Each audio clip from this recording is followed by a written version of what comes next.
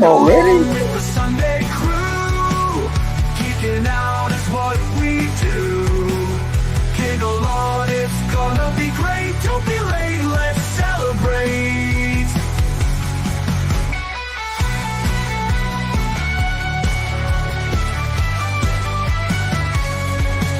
Science fiction on a screen so bright. Old classics and the new delights. The unapologetic geek will lead the way, with facts and fun to fill your day. Discussing every detail, every frame, from the eerie to the loud and the tame.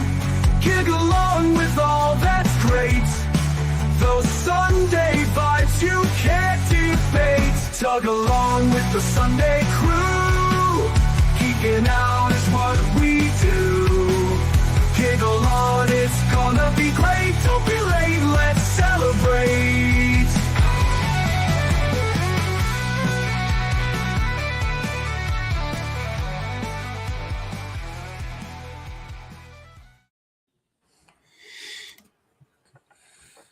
Greetings from South Carolina. See, I have to wait for him to say that before I can say anything. So, hi. I like that. I like your intro, Dan. How goes, gals and bros? I got to rest. Trying out something new, okay. It has to start the show. Well, welcome back to Tug Chat, where, can you believe it, we are still talking about music videos. There's 1,000 million out there. Unlike so MTV, many. which isn't talking about it anymore. Exactly. It hasn't been for a long time. Anyway, we'll say hello to the people in the chat. We've got Fat Comic Book Guy. Hello, Fat Comic Book Guy. Keith E. He was number 6. I'm guessing he was the 6th like. He's not a number. He is a free man. Yeah, Keith. Carowin is here. Good morning. Rusty. Kerwin. My buddy Michael DeCosimo is here. Good to see you. Mikey. Hi. And of course, ready to fact check us in real time, Indie Spoats. Yay, Indy. AM, what's Talk going about on? this book real quick before we get started. Yeah. Hadn't heard of it. That is a good book. Ooh. Must be from another time. Mine's on the shelf with all the 1,000 other books I own. Well, the follow-up should be coming in a few Like, months. read some of them books. Yeah. I plan on reading some one day. Yeah. One day. My reading bucket list has fallen into the I should live so long I can't category. get That's mine, too. I'm reading because I'm attempting to get caught up on the 782 more movies I want to see. That's a problem too. And you Yeah. can Better see all- start watching and now. you can see all 782 of the movies I want to see on my playlist on the Daddy Staten channel under Cool Movies, Volume 1, 2, 3, 4, and 5. 5 for that many.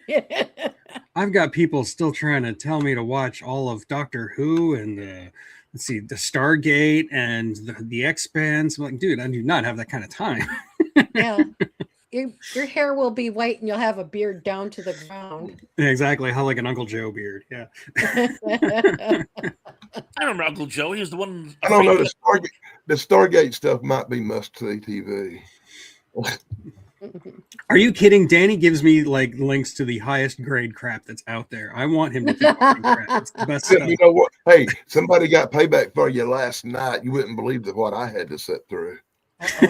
A war concert. He said he texted you the name of it so you could remind me today. Because I knew I wouldn't remember. I genuinely have no idea what you're talking about.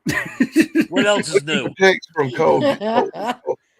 Oh, Caldy. Okay. Something about Neil Breen. What's the name of this horrible garbage he texted you the name of that he made me sit through last night that I want to murder him for? You've never heard of Neil Breen before last night? Never heard of Neil Breen. I never seen this. Oh my God, this guy's face made me just want to. And I sit through this whole movie of horribleness with him. And the best part about it is when his wife gets blown away in the pool with him. I laugh my ass off. Oh my God. Neil Breen is great, man. I don't know what you're talking about. Murder scene ever existed. But Anyway, music videos. Let's see. This will be the last one. So anything that you have been dying to talk about, you better get to it this week. So I'm going to talk about the most viewed music video on all of YouTube by a mile. And that is, can anyone guess? Rick Astley, Never Gonna Give You Up. No way. That was Michael Jackson. Nope, it's Something. Rick Astley. Wow. Torment, boy. Because of 4chan. 4chan made Rick rolling a thing.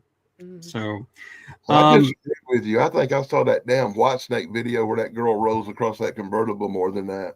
Oh yeah, I've seen a lot of videos more than that. I'm just saying it's the most viewed one on YouTube just because so many people link to it.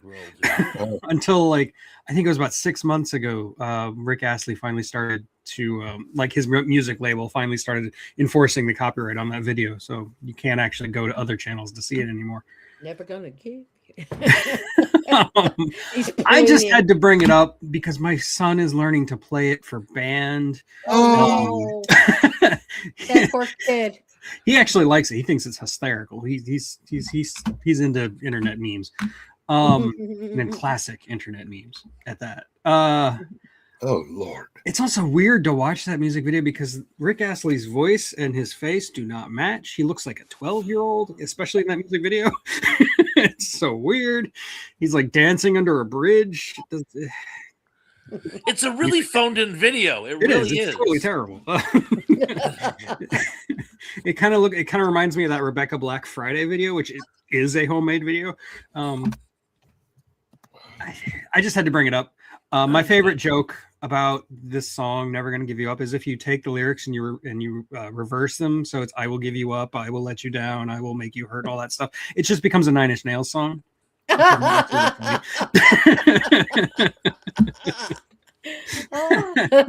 That's great. So anyway, I just had to open with that. I just had to give it its recognition for whatever it is. I didn't even like it back then. I've never particularly loved the song, but it just is what Start with a song I really hate today. Warrant song. That's all. I'm done.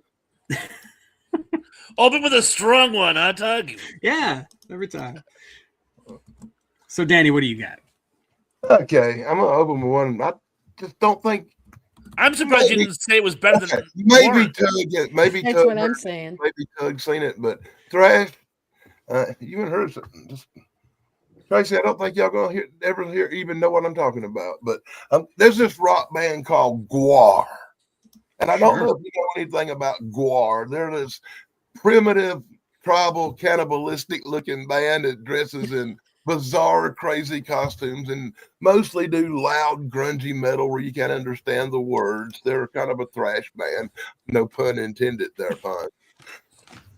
But Gwar had this one song that didn't sound like nothing else they ever done, and the video is a mind-blowing odyssey. It's called "The Road Behind." I knew it. It's about, you know what I'm talking about? I do. I know Guar. I'm not familiar. And it's about their journey going down the road on tour and stuff, and the video's an odyssey of things you probably shouldn't do. If you listen to the lyrics of the song, you'll understand what I'm talking about. So, Hello, Brogu. I recommend if you hadn't seen the video, you watch the video. I started to send it to Tug this morning, but something came up. I've seen it before. It's been a long time, but it's You memorable. have to have to admit that look one it up. song is something totally different for them, is it not? It doesn't sound like Guar, yeah. Like if you just listen to it by itself, you can kind of tell it's Guar, but not really. It wouldn't have been my first guess. But I will say about Guar, when I was doing my cave tours last year, where I was like going through all the caves in the southeast, like in Kentucky, Tennessee, there was a cave literally just called the Caverns, and they have like an underground venue where you can actually like play concerts. And Guar was there a week before I was. I missed them by 1 week. I really wish I had seen that. It would have been so cool. The best thing about a Guar concert is when they do the thing. Remember that guy who used to take the sledgehammer, the sledge-o-matic guy, the comedian, and bust stuff up? Yeah, Gallagher. They do the Gallagher thing with a mace with spikes on the end of it, this big bag of raw meat and guts, and it goes all over the audience and shit. It's so awesome. It's so fucking nasty, man. I love Guar. Now I got to see them. They're a trip. They're grotesque and horrible, though. They're not for children. No, Yeah. not at all. No. With a name like Guar, I don't think Last so. time I seen a clip from them, I never got the pleasure of seeing them in person, but I've got some bootleg videos, concerts and stuff people sent me. And the last one I seen back when the VHS worked, the girl in the band had the whole from waist up just not non-existent with the big things bouncing around playing guitar. Probably the greatest show on earth.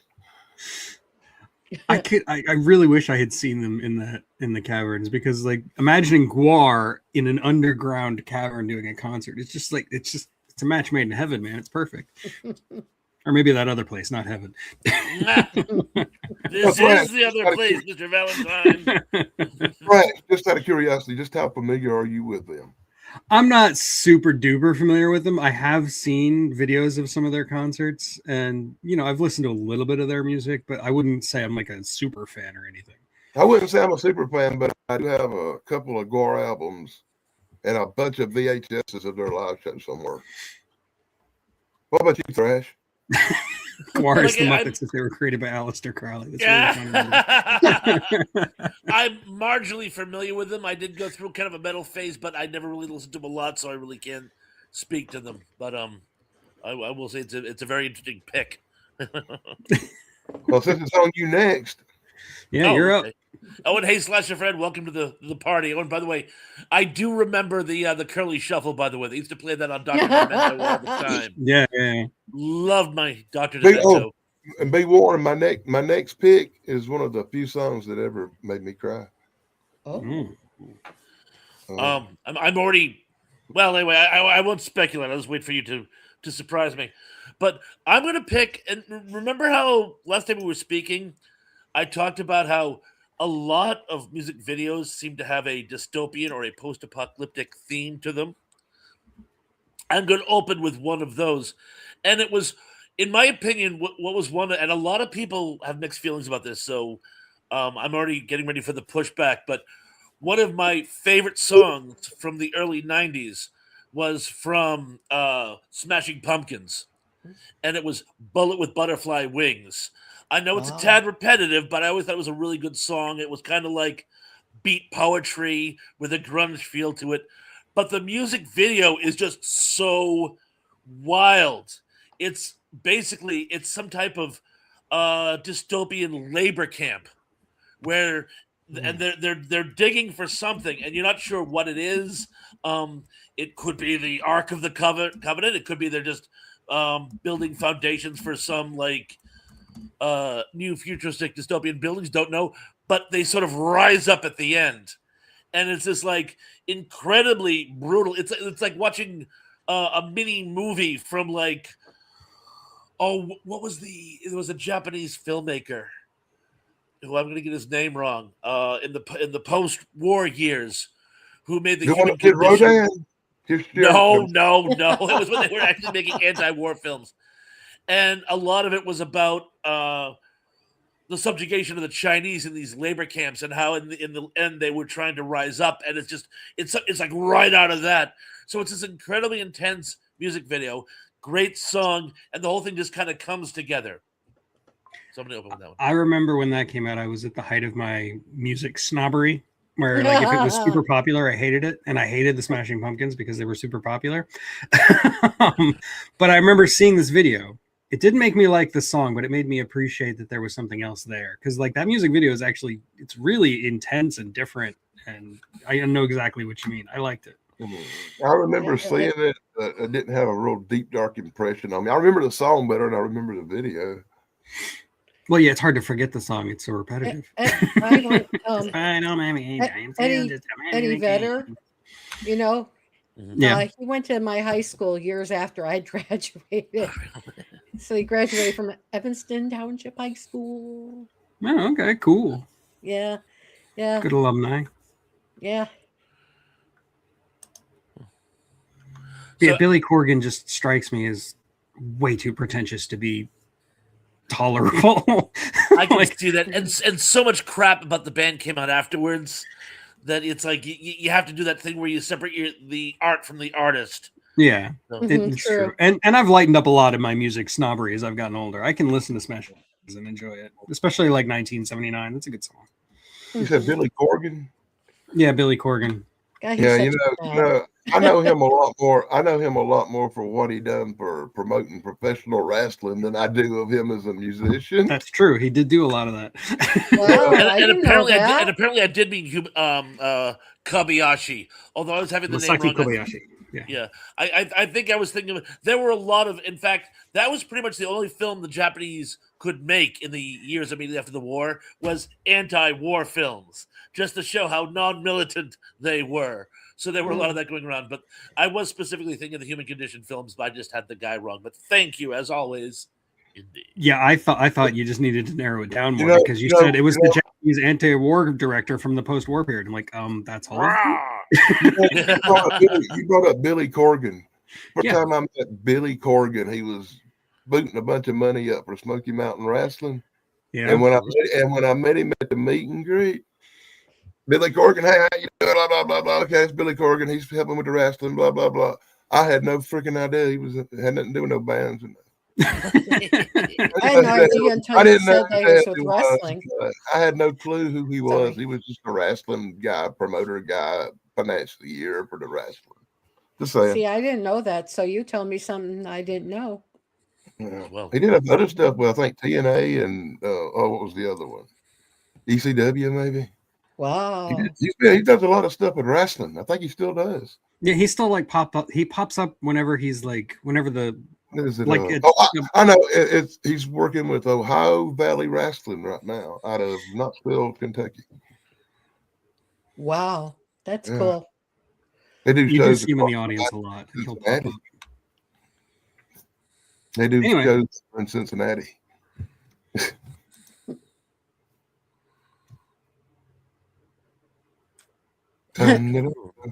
Okay. So that means Tracy. Tracy. Okay. I like Talking Heads Stay Up All Night video. I thought that was pretty artistic, considering I went to art college. So I mean, I lean that way. Good choice. I like everything, every song, every video, everything to do with Talking Heads. I love They're these great. guys. Brian Eno was a creative genius. He just was. Even when he does it once in a lifetime arm thing, I'll fall out the chair. But it's once in a lifetime. It's so funny. I love it. David Byrne's a creative genius. Byrne, they Byrne. I said Brian Eno, didn't I? You did. Sorry. I always do that. You short-circuited my brain a little because then I was trying to remember the actual name and it just wouldn't come to me because then all I could think of was Brian Eno. Sorry. I thought that was the drummer's name, but okay. Oh. Maybe. Bass player or something. But yeah, he's he's an autistic superhero. Like he's a role model because he's extremely autistic. That explains a lot. He wrote a book about it. It's actually a very cool book. It just came out a couple of years ago. I just don't know what it says for me that my favorite song by a band would be something called Psycho Killer. Psycho Killer. I love that song. Sorry.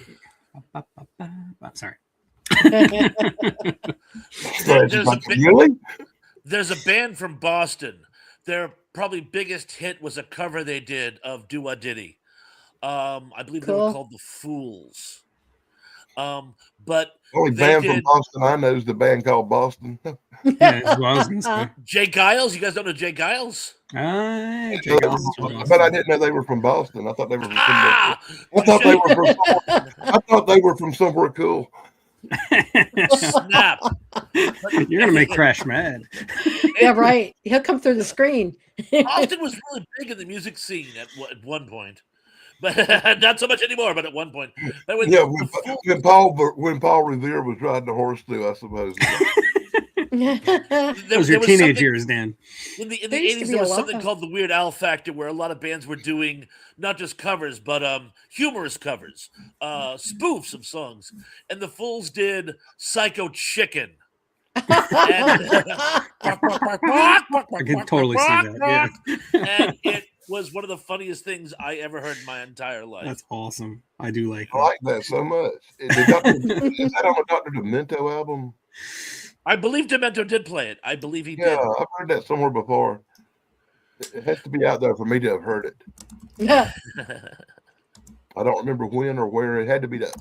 Oh my God! Oh, just remember. Wow, 30 years ago or something. No, 40. No, it was. We're Wow. talking mid late 80s. Mm-hmm. Yeah. Oh man, jeez, I'm old. Oh, okay. So this video is the one where they're on harnesses and they're jumping around a stage. Mm-hmm. I had to look it up because I couldn't think of the video off the top of my head. But I can see that one. That one is fun. All his videos were just absolutely all amazing. different. They're completely They're out performance art. Like Yeah. life in the time of love in the time of warfare. That's good. The music video is not really worth talking because it's basically just a live show. But he dances and sings at the same time, and they're playing their instruments, and it's just the whole thing just stays in perfect beat. It's just really impressive. Mm-hmm. And yeah, Born in East LA. I remember that one. For some East reason, LA. I've been getting so many suggestions from Born in East LA in my YouTube algorithm. It's crazy. Really? That's Oh weird. my gosh. Born in East LA. I was that's one by born Cheech, in isn't it? East LA. That's one by Cheech, right? Yeah, that's the one by Cheech. Yep. Mhm. Yeah. Okay, El Fuego, where's your green card? Green card? I'm from East LA. Okay, so I guess it means it's my turn That's again. actually more appropriate now than it was 40 years ago. Oh, But Ixnay on the Ian card gray. Yeah. Yeah. Yeah, you won't be frozen by ice. I myself love the government. speaking of being frozen bonds, you're hanging in there real good. Yeah. Don't jinx it. Crushed twice before the show, but I'm holding steady during. I'm like, Todd. Okay, so let's talk about Falco. Rock Me Oh. Amadeus. It was pretty cool. You talk about something when that come out, I couldn't have hated nothing more than I hated that. That song come out, I wanted to pull what little hair I had left out. Look, now I ain't got nothing. Now I'm bald headed on kind of that song. Oh, come on, man. I love Rock Me Amadeus. What's wrong with you? Terrible. Falco. I like his version.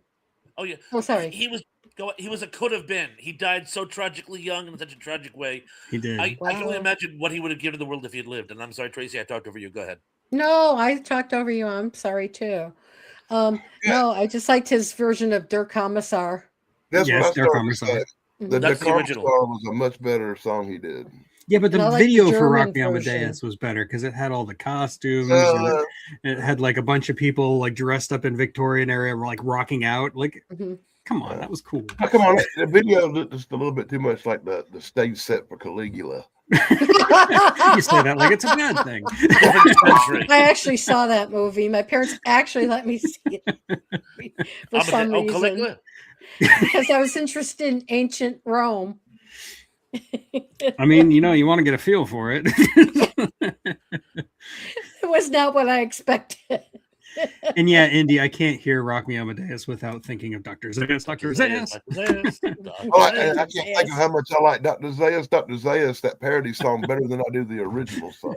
I hate every chimp I see, from chimpanzee to chimpanzee. I wet myself when first time I heard that. That was the funniest thing I ever heard. I did. My lungs were collapsing. Oh my God. It was Earth all along. That's how I feel when I see the version of Weird Al doing Nirvana "Smell Like Teen." Yeah, it smells like Nirvana. Yeah. I saw that. My husband is like, I was crying. I was literally crying. Oh, And when he's the like, "What are marbles you that come out of laughing his about?" mouth. And I showed him. He started laughing. And he was able to cobble together a lot of the people that were in the original video. He did, yeah. The janitor, obviously, but the cheerleaders, most of them were the same I like ones. Dick Van Patten.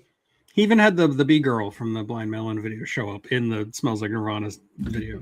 Really? Okay. Yeah. Yeah, Dick Van Patten was one of the guys sitting And in Dick the Van Patten, audience. of course. Yeah. Yep. So, yeah. And then the moo. Bah, that's the part that got me. We could do a whole show on Weird Al. Well, yeah, of course. I think we opened the door to him last week when you weren't here. We talked about a couple of Weird Al videos. Yeah, he was ahead on the curve with the whole video thing. Absolutely. Mm-hmm. Okay. But yeah, great. So, Danny, what do you got? The only video I can remember seeing that tear jerked me, man. I was a mark for it. This song made a tear run down my face the first time I saw the video. Once again, it's something slightly obscure, and I'm not sure everybody's going to have heard of it. It's from a band called Blue October. And the song's called Hate Me. And it's the story of a dude who just gets over a severe addiction, an alcohol addiction, and he's dealing with the death of his mother, and all he has to remember by that really is where he can hear her voices on a tape machine where she had left him a message, and he replays the tape machine during the song. And I don't know if you've ever heard Blue October or Hate Me, but this song will make you cry, man. It's deep and emotional, but it's kind of a Yeah, I've never actually heard of it. Yeah, sorry, I just not familiar with it. Sounds amazing. I have to see it now. And it's not that old. It's probably what, 15 years, maybe something like that. I'm not familiar with that. I also was not familiar. It's from an era that I wouldn't normally pick music out of. That's how good it is that I brought it up. I must expose everybody to the greatness that is Blue October. Yeah, apparently that song released in 2006. That's relatively recent. But sadly, this could be really one of the only good songs they do. But it's great. One hit wonder kind of thing. But that's why I'm not familiar with it. It's in this century. I don't listen to music from the century. Yeah, exactly. It's just, and I froze on that. Yeah, Blue October got that ass. 21st century. I'll be right back. That's what you get for criticizing Blue October. Oh, you guys are something else. They got zapped, boy. That's karma. Feel that here, Thrash. That's karma biting you in the ass, boy. Guess who pooped in the living room? Well, I mean, I can't really talk about it because I haven't seen it before. God, I wish you had seen it. But then you'd cry, so dude's mom dies and he's burying her, and it's sad as F. But geez, come on, Danny, you're always trying to make me cry. Not half as bad as that guy tried to make me cry last night by making me sit through that piece of garbage. Oh God! I'm harping on that. What did you say, Thrash?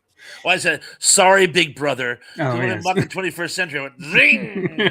I'm like, sorry, big brother. He loved Big Brother. Yeah, Roko's basilisk is going to come after you. Okay, so it is actually your turn, Thrash. Oh, and by the way, bitte mein Herr, I did not know Indy spoke German. Very good. Bitte meine Deutsch ist kaputt. But when did Indy speak German? Here it is. Yeah, when he was doing the lyrics to Rock. At first, I thought he was having a stroke. And then when I read, some of the words jumped out at me. That's the funny thing is when you actually listen to some of the lyrics to his songs, like for example, Genie, which is on the same album. That's actually about a serial killer from the serial killer's point of view. And it's like, wow, all these years I love this song. And it's not a torch song. It's a scorch song. That's the best I can do. But anyway, so I will now pick another, and it won't be Alanis Morissette. I'm sorry, I can't. First of all, the music video is Second of all, how can you do an entire song about irony without a single example of irony? She later admitted that she always considered irony to be more like bad luck. But you know what? Do some research, woman. But, my entire generation doesn't understand irony now because of that stupid song. Exactly. Although You Want to Know was a much better video. I love the anger behind it. But we can't talk about that one now, can we? Anyway. But I am going to go with and I could have sworn I already talked about this, but it's not checked off. If you guys remember, I did a creepy classic Oh, and I'm frozen again. Gosh darn it! Anyway. That's not a bad shot. You look so happy, boy. Yeah. When do I not? You remember I did a creepy classic on Annie, Are You Okay by Michael Jackson. Mhm. And because the whole thing stemmed from I was singing along with it in my car one day while I was waiting for the girls to get out of the mall. And I realized as I was singing along, I didn't know the words. And I mean, like, I profoundly did not know the words. I was like, Annie, are you Oakley? Did you marry Jeff Buckley? And so I went home and I played the song with lyrics. And then, forgetting how much I loved the song, I played the music video. And this music video, swear to God, it is like a mini period piece set in the Prohibition era. It is just, and it's just so well performed, and they weave the drama in and out of the music so well. I mean, it really is. It's like a mini musical. I love this video. We did actually briefly talk about it last week. So. Oh, well, I have expanded upon it. And the song is "Smooth Criminal," not "Annie, Are You Okay." I always call it that, but yes, "Smooth Criminal" is the name of the song, but I always call it "Annie, Are You Okay?" In fact, that sounds so disco sad. But no, it is a fantastic music video. I love it. That's why I brought it up. It's probably my favorite Michael Jackson video, which is saying a lot because Michael Jackson did a lot of good videos. Even if you don't like his music, Danny, you have to admit his music videos are good. Because they all look like movies. Say what you want. And I want to speak to that, by the way, Tug. I do that a lot with songs. Sometimes I remember them more by the chorus than the actual name of the song. Like "Ode to Billy Joe," I will always call Tallahatchie Bridge. And it is so, and people make fun of me. People think I'm a poser. I'm like, no, that's just how I remember it. It's on my mind bookmarks.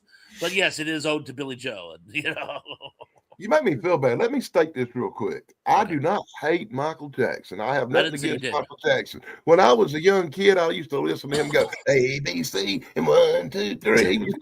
I grew up with Michael Jackson music. It's only when he started doing stuff like The Wiz and the disco era that I really fell out of like. But yeah, The Wiz is terrible. I'll give you Yeah, that. it was bad. I tried so hard to like that movie. I still think Thriller is one of the best videos ever made, regardless of his musical ability. It was a great video. And stuff, I'm sorry, Danny. I like how they got Vincent Price. Yeah, exactly. Oh, I'll be right back. Okay, you can go ahead and pop out and pop back in. Poor Thrash. See, you jinxed him. You jinxed him, Dan. You're not supposed to talk about how he hasn't frozen. Hello, Graham. How are you? So yeah, in the chat, if you want to go ahead and keep dropping more videos that you can remember, go for it. I mean, like I said, this is the last week we're going to do this, so put everything on the table. Don't hold anything back. So you're accusing me of being a wrestler named Danhausen who goes, "Curse you! You are cursed." Okay, Thrash is back. Oh, and Indy, I take it you're not going to see the Michael Jackson movie coming out. I'm going to guess because there's a new Michael Jackson movie coming out. Oh yeah! It's oh my God! I thought he was dead. It's a biopic. You know what? Yeah, I think I saw a trailer for it, and I just like kind of in one ear out the other. It's about him. I'm not going. I wouldn't be in no hurry to see it myself. Well, I more than understand. I'm just making conversation. Yeah, it's just called Michael. Yeah. Mm-hmm. And his work with Quincy Jones, which, frankly, the work with Quincy Jones is possibly more interesting. Well, yeah, true. But the thing about "Smooth Criminal," to bring it back to "Smooth Criminal," is actually Michael Jackson wrote that song, not Quincy Jones. So. Oh no, Michael wrote a number of songs, but yeah. Quincy was there. But yeah, good point. Thank you. Oh, and by the way, Indy, singing to rats, and I'm sure you already know this anecdote because you know them all already. He wanted to do the score to that movie because when he was a kid, he had taken a household rat and domesticated it as a pet because his parents wouldn't let him have pets. His father found it and killed it, and it traumatized him as a child, among many other traumas of his youth. And I wanted to read that into the record. In case you were wondering why the hell would someone sing a song about a rat? Rats actually make really good pets if they're actually domesticated. They're actually surprisingly intelligent, but to own their I spent many years under the employ of a mouse, so I understand. And then Anubis keeps tarantulas, and that just makes my skin crawl. I spent a little time in the employment of a rat. Does that count? Yes. Funny, we actually haven't talked about rat yet. Well, I've seen subway rats back home, tails like this big and whatnot. Rats of unusual size. Yeah. Okay, so Tracy, it is your turn. Okay. I like the song. It's a Queen song, and it's called Radio Gaga because they use the Metropolis background or backscape, and I love that. I love Metropolis, so I love that video. I mean, whether they liked it or not, or whether the critics liked it, I have no idea. But I like that video because it was so creative and artistic. Yeah, I have to say I liked it too. I liked it a lot better than the "I Want to Break Free" video, which basically made me want to poke my eyes out with a fork. But I like all their music. That's funny. And Radio Gaga was specifically written because the record label wanted them to produce more radio hits and less experimental. Why are you putting opera in your songs kind of stuff? And they wrote Radio Gaga as just a parody of pop music. That was the whole point, which I think is kind of cool. But it is a good music video. And I love Queen. I love pretty much everything Queen ever did. I think sadly, my favorite Queen video don't even have them in it. It's the Flash Gordon. Ooh, that's cool. Yeah. Never heard of it. It's like the one where Thresh's shirt he's wearing today. I'm wearing a Dave Sunstorm shirt, I think. It's a free country. Because it's bigger and thicker and it's really freaking cold in this room today. Ooh. We got a cold front. It's got chilly this weekend. It's actually kind of funny. When I discovered Queen when I was in middle school, the big hit that was playing on the radio and on MTV was, of course, Another One Bites the Dust, and that's really what got me to sink my teeth into them. And when I actually listened to their catalog of music, I'm like, Another One Bites the Dust is quite possibly the weakest song they ever did. So it's like it's just a killer bass line. That's all. I mean, it's a very fun, very catchy song, but it's like. If this is where you start, I was like, wow. I mean, it's like saying my favorite song by David Bowie is "Let's Dance." I mean, it's a song, but yeah. It's like it's a fine song, but wait till you hear the good stuff. Exactly. Yeah, right. It's really sad that I can remember the first time I heard that song. It was on my brother Kenneth's Best of Remco Music's 8-track. He had just bought it. Those. 70 something. Oh my God. I miss those compilation albums. I miss albums altogether. But those compilation albums are great. Yeah, the best good for that was Columbia House. Oh, you get an 8-track, it'd have like 20 different songs by different bands. You could check everybody out. Yeah, like I was saying, Columbia House had a lot of those because they couldn't sell like the regular albums, so they had to make compilation albums. Yeah, now all you get of is now this is what you call music, like 57. My wife gets those and I hate them. At least my wife is self-aware enough. She recognizes that her taste in music is terrible, but she doesn't care. So. Good, let her fly, let her have a good time. Exactly. Well, we don't bother each other. She likes my music, so when we go on road trips, we listen to my music. And when she's by herself, she listens to her music, and it's fine. I almost thought about bringing up that guy from Supernatural video that I sent you, the Peter, whatever his name is. Oh yeah.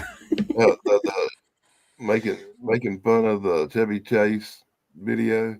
Yeah, the Jensen Ackles and Daniel Ackles. You can call me. They're doing the Paul Simon Chevy Chase thing. It's hilarious. It is fun. It is a good parody. Anyway, so I'm going to actually, since Damien did it last week, I'm going to do it this week. I'm going to bring up an entire movie, and that is Pink Floyd's The Wall. Oh, yeah. It is basically a movie-length music video for the album basically, with a couple of alternate versions of songs and stuff. But this movie kind of it kind of traumatized me as a teenager, and in a good way, like because I'm a weirdo. The idea of like tackling mental illness in a rock opera basically is kind of interesting, and the whole thing stems from there was a Pink Floyd concert in the late 70s where in the middle of the concert a guy stood up and was starting to scream about the worms were eating his brain or something. Oh wow! And they had to actually like restrain the guy and get him taken away by an ambulance, and they had to stop the show and everything. That was kind of the genesis of where The Wall came from. Was Roger Waters thinking about that, and he started writing songs about that, and it just became this whole story of this mythical Pink Floyd. And the music and the movie has some amazing animation. You've got the hammers that are kind of like Nazi symbiology, and of course all that. And Bob Geldof. Oh yeah. Best thing he ever did other than Live Aid was The Wall. No, best thing he ever did. Okay, fair enough. Yeah, I like The Wall. Every song almost like got platinum or something, Absolutely. Comfortably Numb, probably my favorite. My favorite. Yeah. Like, I don't know, man. I grew up with The Wall. This was like the gold standard for me when it came to like visuals for music. It was The Wall, and then everything else was underneath it, So I have to bring it up because it is just so good, and I still watch it occasionally, and it still blows my mind every time. I still see different things. And I love that the judge is literally a giant asshole. It's so old. I have a VHS copy of it somewhere. Yeah, I think I still have a VHS of it too, actually. I have a pirated VHS copy in my collection. I do have a story that's a little NSFW about The Wall on VHS. When I was in college, a friend of mine took some acid and then watched The Wall and started. Was a friend of yours? He was a friend of mine. It wasn't me. I was there, but I wasn't on anything because I was the sober guy. I was the designated babysitter, basically. And after he watched The Wall, he started freaking out. He started really losing his stuff. And so what I did is I sat him down. I said, okay, it's all right. What we're going to do is we're going to unwatch it. So I put the VHS back in the VCR and I played the entire movie with rewind pushed down so that we watched the entire movie in reverse. And then he felt better. It worked. Oh my gosh. Totally worked. Wow. That is strange. I never heard of rewinding it and playing it. It was just a spur of the moment inspiration. Wow. Like, I'm going to deal with him on his own weird, twisted trip logic. And I've been to a couple of Pink Floyd concerts, buddy. I've never seen them stop the concert when people were freaking out in the audience. Apparently that one was really bad. They thought he had a gun or something, but he didn't. There was some reason they had to stop the concert.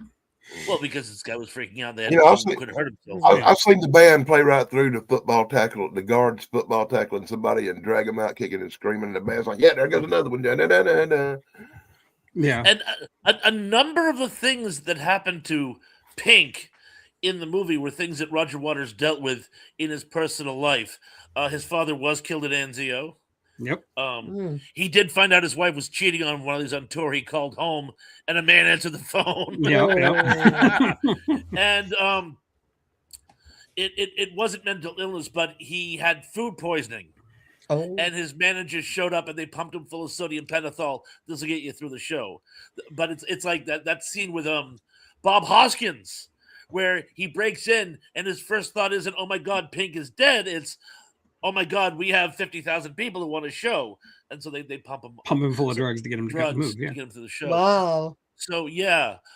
Which other music stars have similar stories of the lack of altruism in the music biz. It's a harsh business, but and there are many others, but like those are the biggies that popped into my mind. So there was a certain amount of autobiographical references in the movie that I thought were sure. There's a lot of that in pretty much everything Roger Waters wrote, but The Wall specifically. Yeah.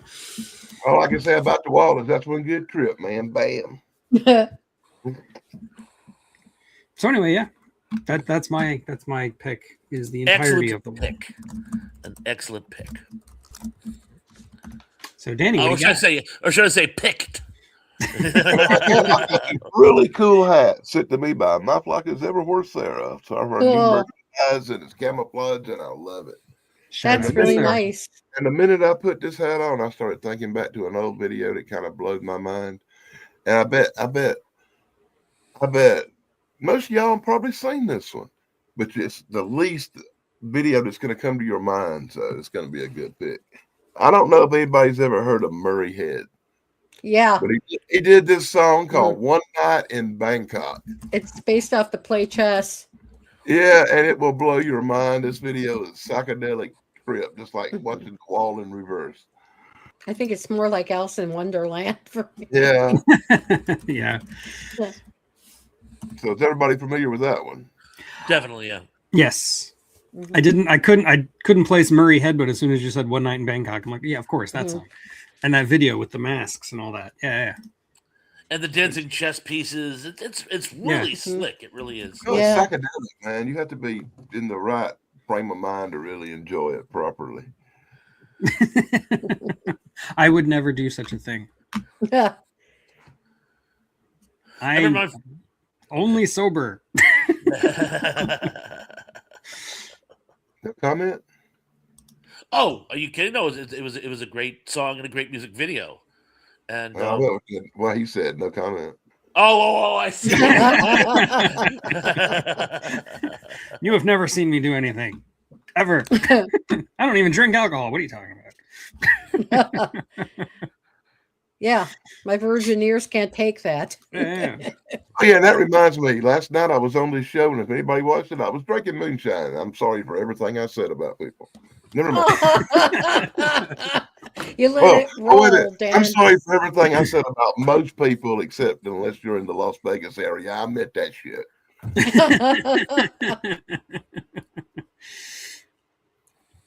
Okay.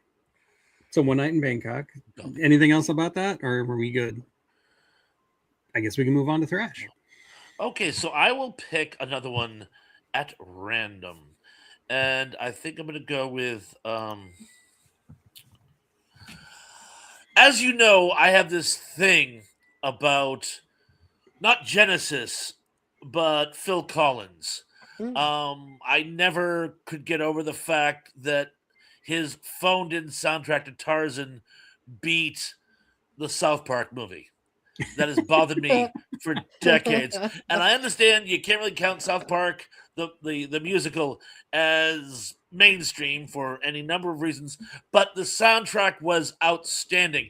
And it actually, they did it as an old 1930s Busby Berkeley musical, and I thought it really held water. So just the innovation alone, I thought they should have won, but I know I'm getting sidetracked. So anyway, I have this thing against Phil Collins now. I still listen to In the Air Tonight, but I somehow have this moral objection to the man. I do apologize. It's a personal matter.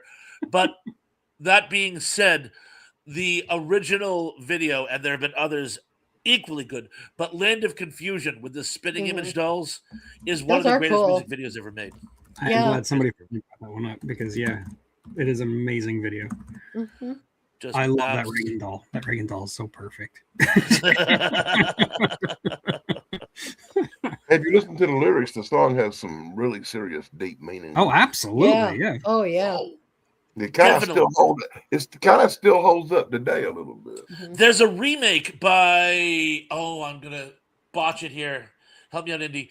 A band who also did a remake of Sound of Silence. And, wow! I think I've heard it. I know the remake you're talking about. It's awesome too.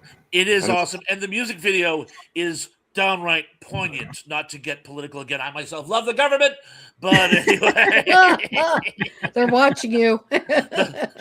They're watching all of us. I know. I always go back to there's a great scene in Night of the Generals where one of the generals. It was called the band Disturbed. Disturbed, yes. You and Indy came up with it at exactly the same time. I could not remember that to save my life. Yes, Bob is disturbed.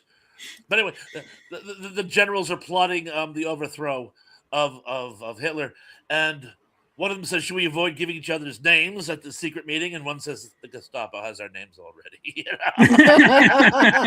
And he says it with this, why bother? Cool. Yeah, but anyway, not that I'm calling us the Gestapo. No. But the point is made. Donald Kunzer's out here like punching hard on Roger Waters. Don't entirely disagree though.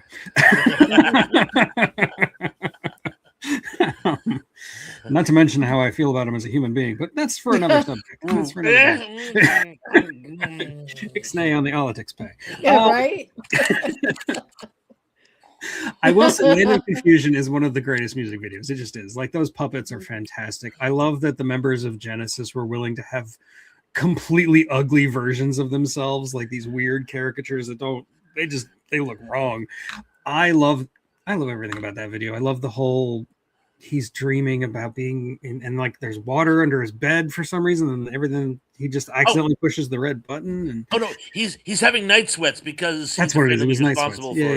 For World War III. That's the weird thing is, I always kind of, on a satiric level, but I always kind of thought that that's how Ronald Reagan saw himself.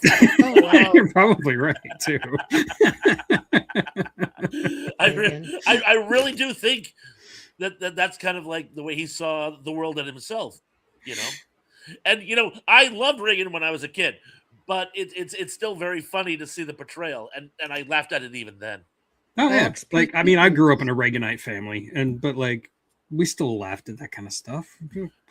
Nobody had a better sense of humor than Reagan himself. Are you kidding? I was an actual young Republican back then.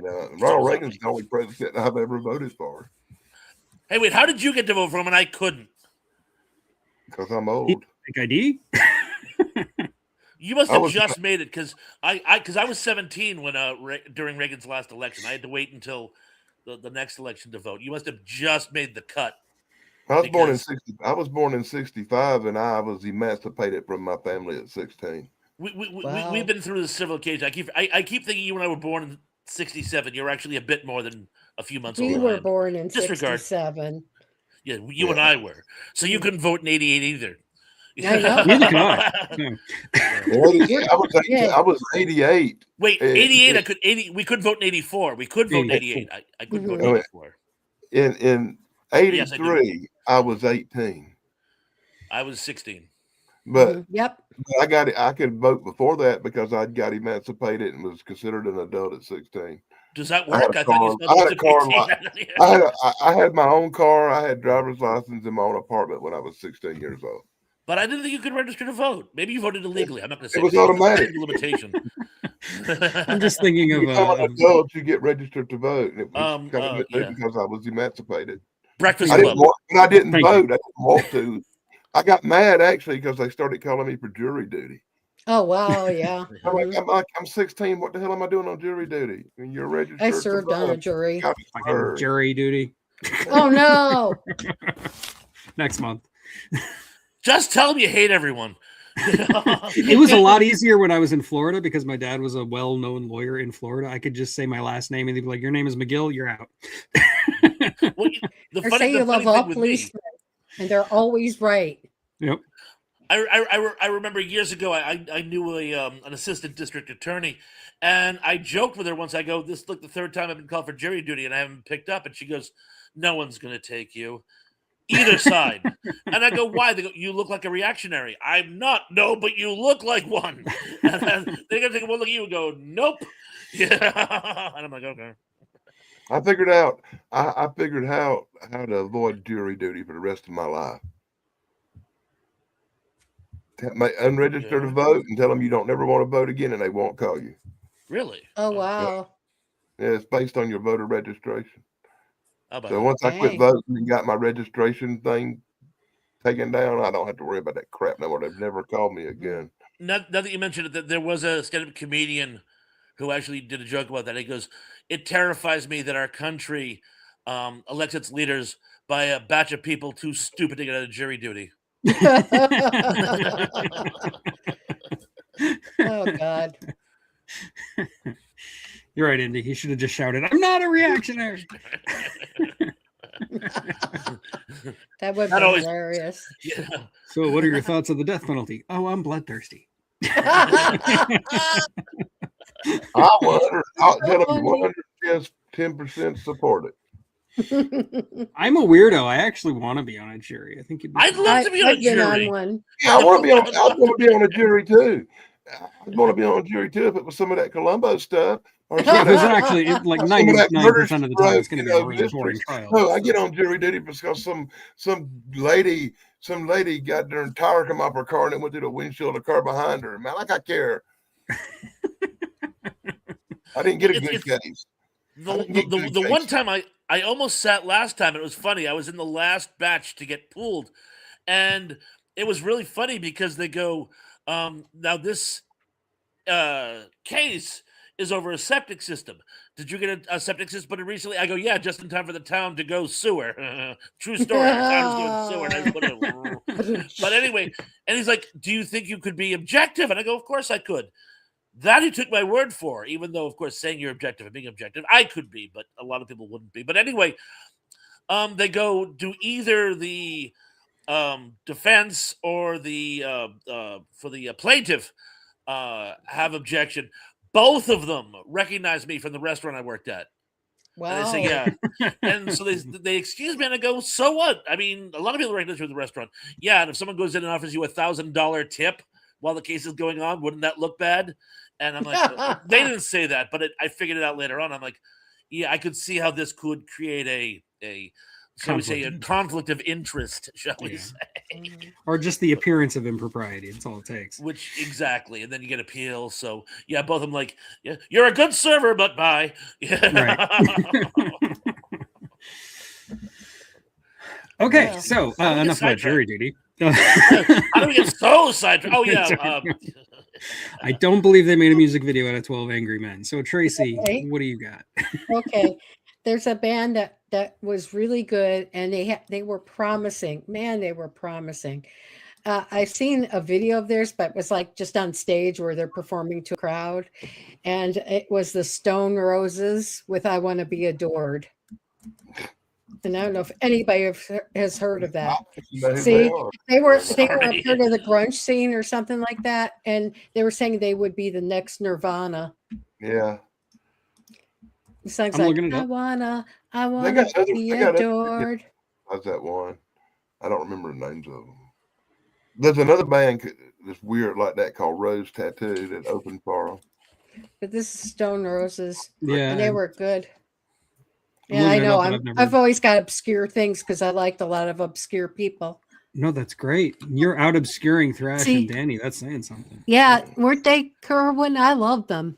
Says the people who don't know who Blue October was. Oh, thank you, Indy. Of course they did. Yeah. I have another one that you might know, though. I mean, let me see.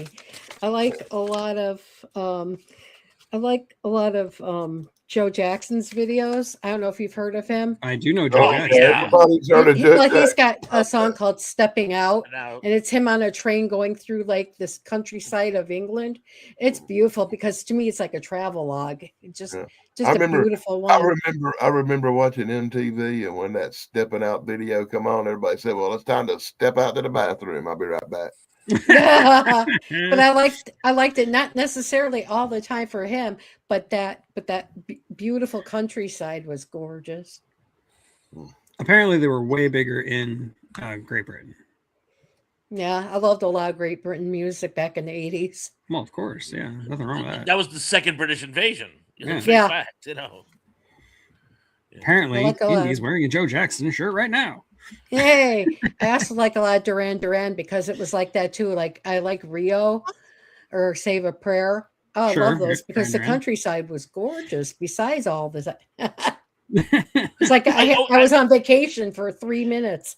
I always had a thing, and I'm sure we've covered it before, but I always had a thing for New Moon on Monday, where it's the whole premise is the French underground, and then in the end the stormtroopers come out riding horses with lightsabers. It's like. You know, why couldn't World War II have been like this? You know? Yeah, it's definitely cool. Sorry, distracted. Hey, we all have ADHD. Yeah. Okay. Definitely. So If you don't think you have ADHD, then you're not paying attention. That's right. Exactly. I stole that. I don't know from who. I can't remember. okay, I can't believe we've gone this far without talking about Anton Corbijn. So, Depeche Mode. Enjoy the silence. Oh, I love them. Jesus. Mhm. Shut up, Dan. I like Depeche Mode. Me too. I never could say their name right. I always called them douche mode. Yes, we all lived in the 80s. It was douche commode. Okay. Douche a la mode. So anyway, Douche a la mode. the Depeche Mode music video for "Enjoy the Silence" is it's weird. You've got Great the song. lead singer Dave Gahan dressed as a king in the British countryside with a lawn chair. I'm not really sure what's going on there, but it's typical of the director, whose name is Anton Corbijn. He did a whole lot of music videos, especially in Great Britain, during the 80s and early 90s, and they were all really weird. I had a list earlier. Let me just look it up really quick. He did. Wasn't Anton Corbijn the name of the evil demon guy in The Devil's Reign with William Shatner? Maybe. I was gonna say, maybe. He did a bunch of Coldplay videos. He did the video for Heart Shaped Box for Nirvana, which is also very weird. He liked vivid colors and everything was like a painting. He was very into like everything being some kind of painting. He was trying to make still lifes that weren't still. That was his whole concept. And I feel like his music videos are always visually interesting, even if they make not a lick of sense. There's this Duran Duran video with a woman walking around with an egg on her head. Why? Yeah, I have no idea. That? I think that's all she What's wants. the symbolism? Yeah. He was a mad genius. I don't know if he's still around. He probably is. But he did a lot of very crazy music videos, and I just had to read him into the record. And I think his most well-known video is probably "Enjoy the Silence" because it's one of Depeche Mode's most well-known songs. So, that's it. That's all I got. According to Indy, it was Jonathan Corbis in Devil's Reign. Wow. Well, it's been how many years ago? I'm old.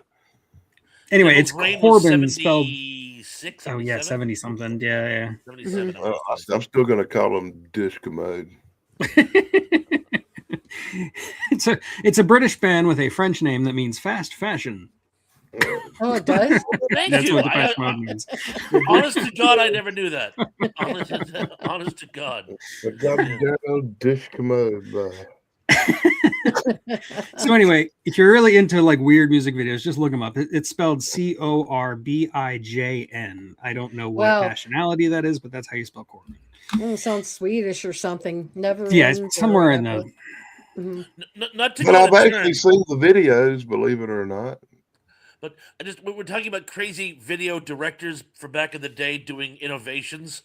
For you young one fans out there, Adrian Edmondson actually directed. He played Vivian, the punk rocker, in The Young Ones. He actually directed some music videos, and he actually did one. 10,000 Maniacs who hated doing music videos. That's why they're all phoned in.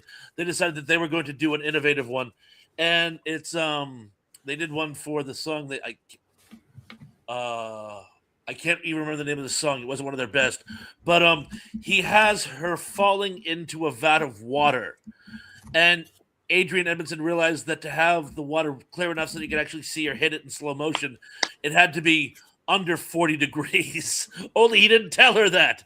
And so the scene in the movie where the video where she dives into the water, she didn't know until she hit it was going to be like really cold. And anyway, that's okay. Sorry, just shock to the system. Yeah. That is all. Okay, Danny. So your turn, Dan. See, I'm trying to do stuff. I'm going to try to do stuff for the most part today. Except for the Blue October thing, I've been trying to do stuff that people probably seen, and you guys have probably seen. So I'm going to go with one that was totally off the wall, and that's by this guy named Thomas Dolby. I don't know if you're real Oh familiar. yeah, I remember him. But his video first, he blinded me with science.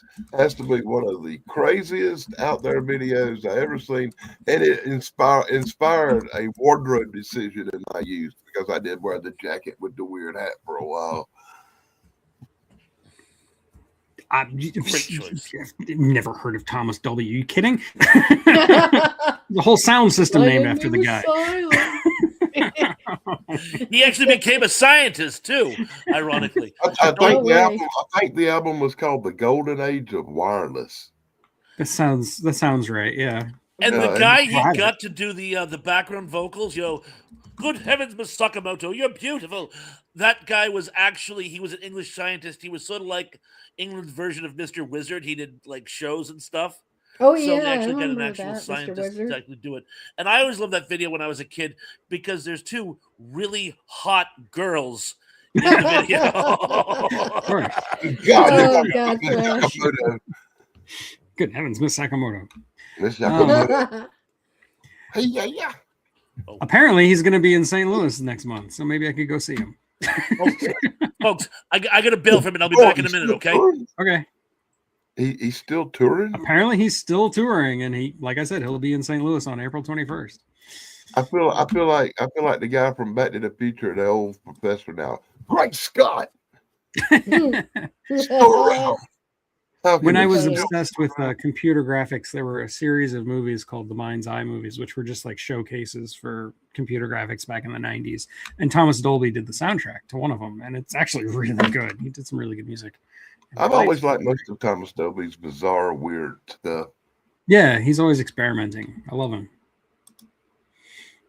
And maybe I will go see him next month. That sounds fun, actually. And see if there's still tickets available. Thomas Dolby tickets now. Hope TKO ain't sponsoring him. Wrestling tickets are $1,000 a piece now. But She Blinded Me with Science is great. Awesome. Yeah, it's a good song. Okay, well, while we wait for Thrash, Tracy, it's your turn. We can skip over him. Okay. Let me see. I'd rather not. You know what I like though is David Bowie's Cat People video for the movie Cat People. Yeah, I love that movie and I love that song.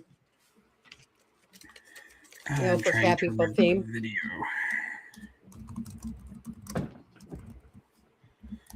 Just trying to see what nationality Corbin is. He spells it Corbin. Bign. JN. Bign? JN. I think Indy said he was Dutch. Oh, okay. That figures. That's the JN thing. And yes, Thomas Dolby is in fact in Howard the Duck. He's the bartender. Oh God, no way. I did not know that. Breaking news, Tug. Thomas Dolby tickets are between $57 and $200 depending on where you sit. Jesus Christ. Jeez. I don't think I want to spend that much just to see Thomas Dolby. Oh, that's worth I like the guy and all. It's like the cheap seats for Barbara Streisand were like $600 a piece. And I couldn't tell you one of those songs he did, I'm afraid. I couldn't either. I really couldn't. I'm sure he did. I know a lot of his like soundtrack music. I couldn't name anything by name, obviously, other than like the Mind's Eye stuff. Oh, yeah. Sorry about that, guys. My brother-in-law came by. He just had to pick up a package, but I didn't want to be rude and brush him off just because I was with you guys. No offense, but I had to like make sure he was okay. Well, you've traded places with Tracy. She's talking about Cat People by David Bowie. The theme from Fires the by movie. Gasoline. Yeah. Yep. It was a great movie. I love the movie for it. I love Malcolm McDowell. What can I say? Well, of course, Malcolm McDowell's in it. Well, let's put it this way: Clockwork Orange is my favorite movie of all time. Wow! Yeah, he's amazing in it. Wow! And well, he was kind of gorgeous to me back when I first saw it when I was in high school. Did she mention that she's seen Caligula? Yes. Wait a minute now. This is that freaky movie where the boy loves his sister and they turn into cat people. And, there's kind of a gross subplot where that. If they have relations with non-related people, they turn into cat people. It's like they're like werewolves and they stay that way until they eat again. But if they stick to their own bloodline, they don't. And it's kind of an ew. But really. Tug, didn't we talk? Don't they kind of gloss over that in the original one? It is in there, but it's much more subtle. This is like direct. It's like in your face. Yeah. Literally in your face. But it is a great movie. It is a great movie. And Malcolm McDowell was amazing in it. I think it's Natasha Kinski's best movie, to be honest with you. Mm-hmm. You know, And I loved her. And the She song was Putting so Out Fires, cool. Putting Out Fires with Gasoline. It's an amazing song. I loved when they used it in Inglourious Bastards. Yeah. Oh wow, I have to see that. Oh yeah, you do. You know, the more twisted, the better. So. Yeah, they use it in Inglourious Bastards in a particularly good scene, and it alone is worth the price of admission. So yeah, if you haven't seen Inglourious Bastards, please do. There you go. So yeah, good, amazing pick. Amazing. Let me write that down too. Putting out fires with gasoline, which I learned this in shop class when I was a kid. You actually can put out fires with gasoline. You shouldn't try, but it's possible. It is. Liquid gasoline will quench a small fire. Again, I wouldn't recommend it. Also, you don't have to touch gasoline directly with fire to set it off. It'll just the vapors will ignite. That's why you shouldn't smoke at a gas station. Well, that's actually the problem. Gasoline will burn, but it's not combustible. Correct. Gas vapors will explode. In fact, a professor, bite my tongue, he was a shop teacher. He said if you take a quart of gasoline, a pint of gasoline, if you throw a match on it, it will just burn on the top like a tiki torch. Wow. If you can spread it into the air like in a mist form, it has the equivalent of 2 sticks of dynamite. Yikes! Whoa! So it's much more dangerous, which is why you always want to and the shop class was always ventilated and stuff like that. He said it's really important that we careful with our gas-filled rags. Yeah, and if you look on the Danny Staten channel, you can see a visual demonstration of this about 2.5 years ago when my drunk ass went out into a barn fire in the backyard with a lot of gasoline and lit it off, and it combusted with the fumes and set the whole bloody yard on fire. And that video is on YouTube right now. Enjoy. YouTube, this is not meant as some kind of anarchist cookbook tutorial. Absolutely, positively not. Reading that into the record, we love the government. We do not want to blow it up. Although my birthday is Guy Fawkes Day, just for the record. Do you remember? And speaking of remembering, I have to be right. Okay. Tug, the Treaty of Versailles was signed on my birthday way back when. Yeah. June 28th. Auspicious. There you go. Yeah. Mm-hmm. Jason Voorhees was born on my birthday. Oh, wow. You were born on Friday the 13th? My mom was born on the 13th. So that's a good number for me. Yeah, I'm 5th of November, which is pretty much just it's Guy Fawkes Day or the day that Doc Brown went back in time to 1955. Or, well, not Doc Brown, but Marty McFly. Yeah, we got you. Before Indy corrects me. You're back. We'll see how long it lasts. This time it was because I was frozen again. Okay, so I think it's your turn. We did Putting Out Fire. Yes, David Bowie. It is. And I'm going to pick for my pick. You'd think I'd prep while we were pontificating. But I love the Do Kings or Ghidorah sign, by the way. Really I was praying someone would pick up on that. But it's just he's just talking about his rivals. There's no actual underlying theme, of course. No politics. Nah. I'm gonna write that one off. Thank you. I'm gonna go with, speaking of covers, there was a instrumental group in the 80s called The Art of Noise. Oh, yeah, I love that. They did a cover of the Peter Gunn theme, which everyone knows the theme song. Very few people have actually seen the show. It's up there with I Can Dream About You. Most people don't even know it's from Streets of Fire, let alone have seen it, which is a pity because it's a really cool movie. But I digress. But yeah, so everybody knows the Peter Gunn theme, and they do a video for it, and it has Rick Mayall, again, from the Young Ones. And he does it as a sort of quirky, bumbling private eye. And so it's this really cool rendition of a song with this sort of 80s electric sound.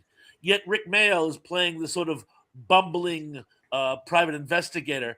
And it's just so much. I wished they had expanded it into an actual movie. I really wish they had made a movie about because, they did Dragnet and other spoofs on earlier shows. I wish they'd done a comedic Peter Gunn movie with Rick Mayall.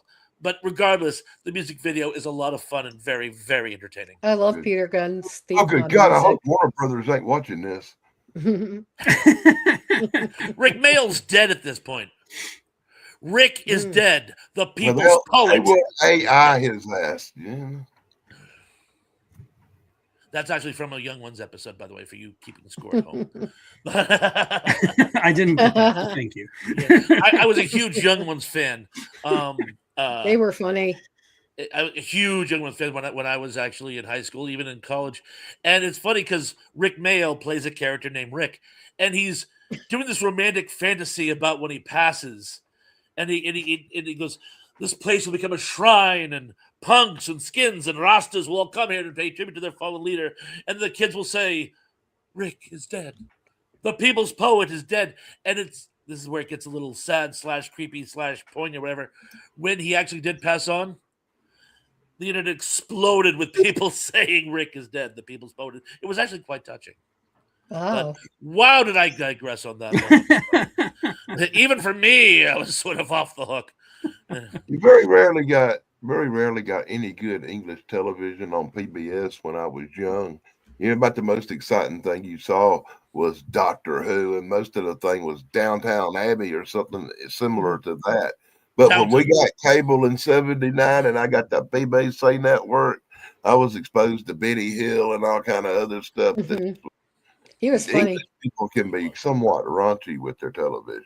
The first show I fell in love with on BBC was Blackadder. I love Blackadder. Oh, that was a good show too. He had like time periods that he was in. Absolutely. Yeah. Every season was a different time. My favorite English show of all time is one called Being Human. That's a good show. Yep. Yeah, I love this show with the vampire, the werewolf, and the ghost living together. I can see why you like it. Yeah. It's like the dark side of Three's Company or something. See, what I like upstairs, is downstairs. That's a good one. Mine is a tie between Monty Python and Faulty Towers. Well, very funny. Yeah, those are classics. Yeah, I love the Flying Circus episodes. Absolutely. And I gotta hand it to you. Now that's comedy.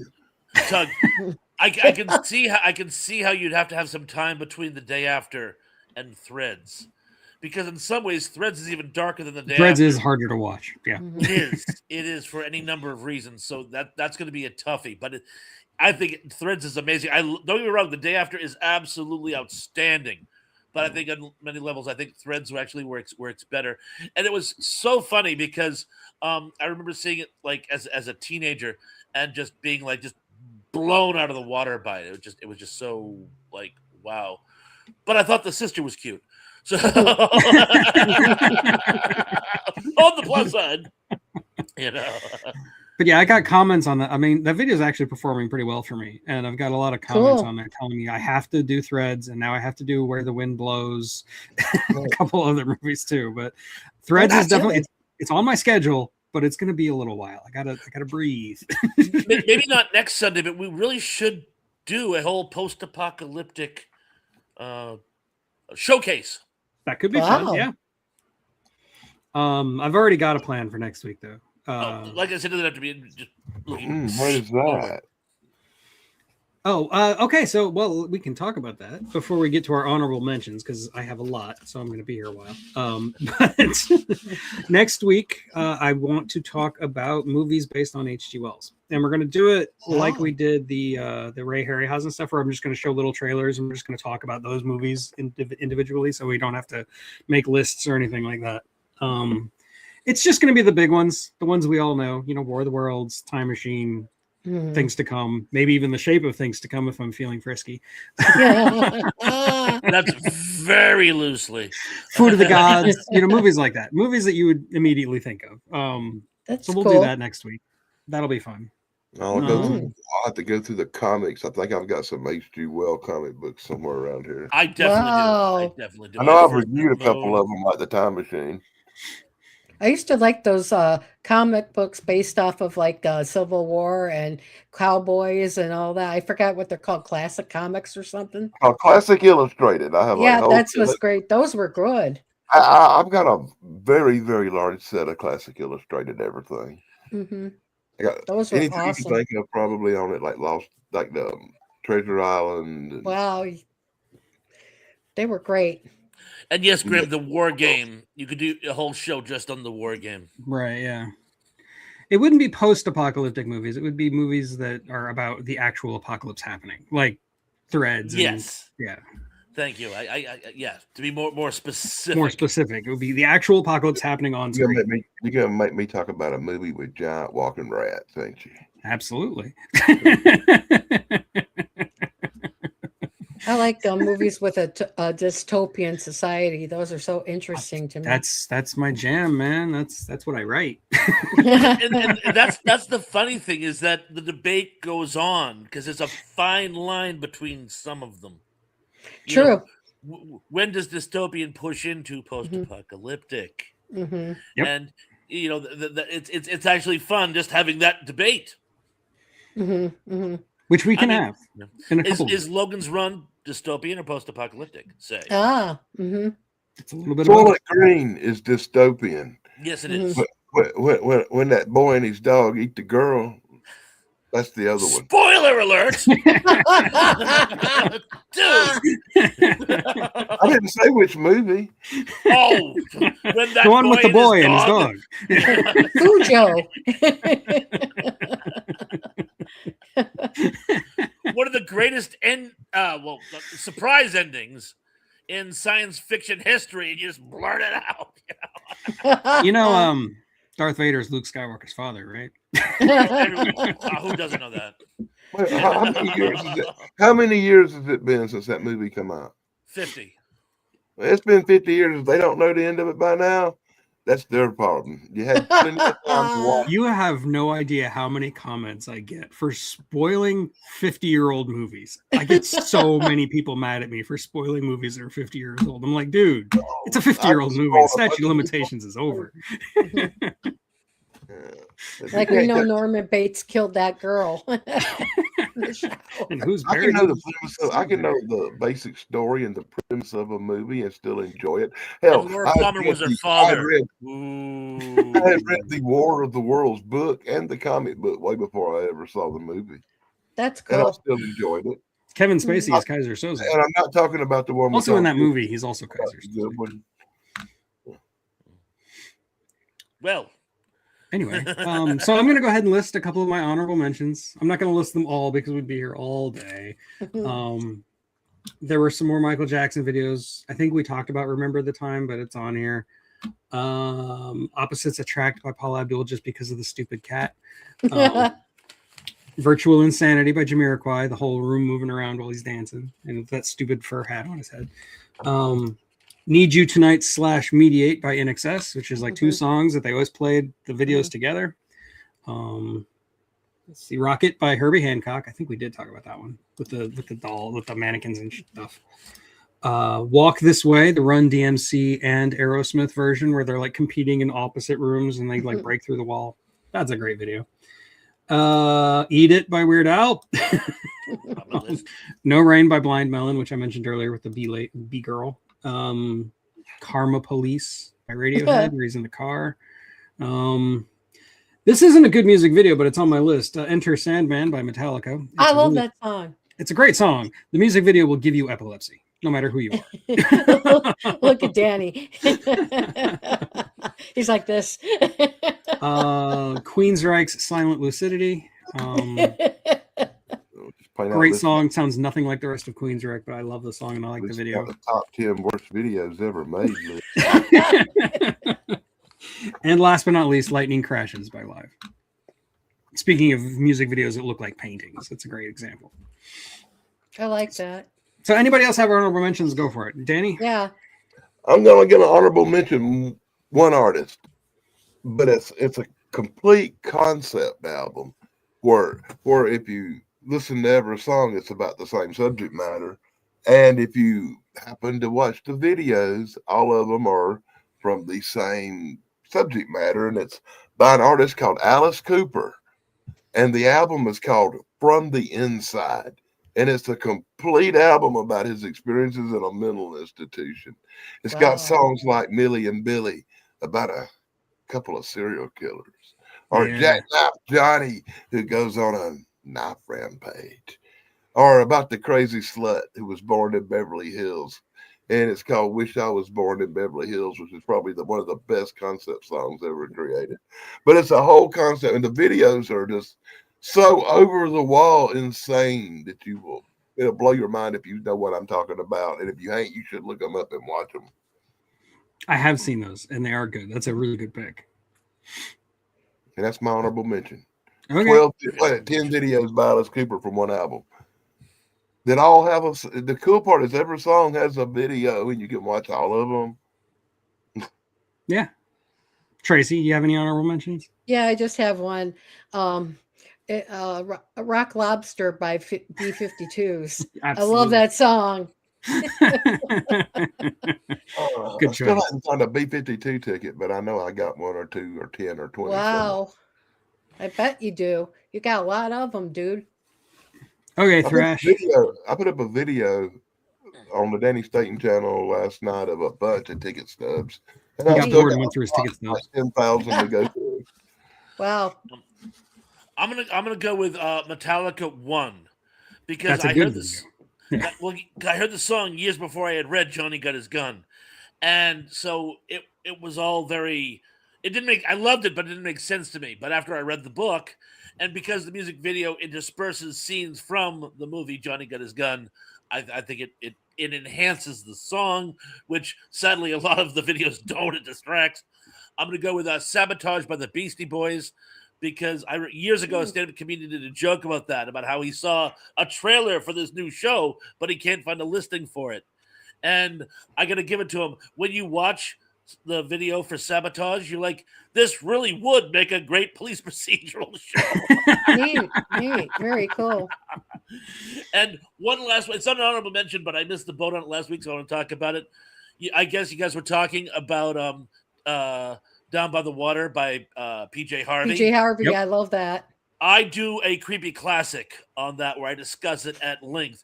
I thought it was an amazing video. I loved it before I knew what it was about. Love it even more afterwards. And I invite everyone to go to my content channel and check out my creepy classic. It is beautiful. That playlist. video is gorgeous. It's like a piece of artwork. It is. So I just wanted to plug that and my own content channel. Check out the playlist for creepy classics, and that's what I'm gonna go with. Okay, well that leads into Indy's question. What's your topic tonight? Tonight, the trivia is going to be on Bryan Cranston. That was a request I had a while ago. So it's going to be Bryan Cranston tonight. It's going to be general Q&A, but the trivia is going to be on Bryan Cranston. Not necessarily, and I'm frozen again, good thing that we're in the last moments. Bryan Cranston trivia. How much meth did he smoke during season 1? But it's not just Breaking Bad. It's his life and career. He was also in a Godzilla. I was talking about the other show. Careful, that might be a trivia question. Breaking Bad. Okay. Well, I look forward to seeing you tonight, Thrash, when you will be more animated. Forward to it. All of you are invited, of course, naturally. I do not have a video dropping today, but this week I will be working on a video on The Lathe of Heaven, which I watched again last night. It's been a while since I've seen it. Great. It's a great movie. Made for like $10, but it's a great movie. And yeah, I guess I'll see you then. Doing Sarah and Snarky as always on Thursday, BBB on Saturday if she doesn't cancel again. So yeah, see you guys there. Peace. Yeah. Same thing he said. Yeah, I'm gonna hit the button now. So thank you and good night.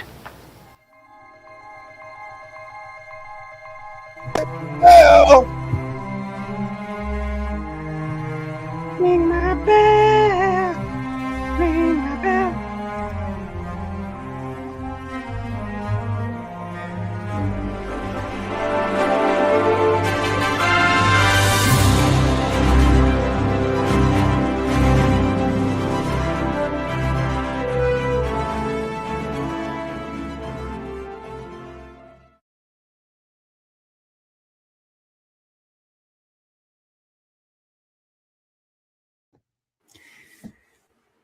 Thank you.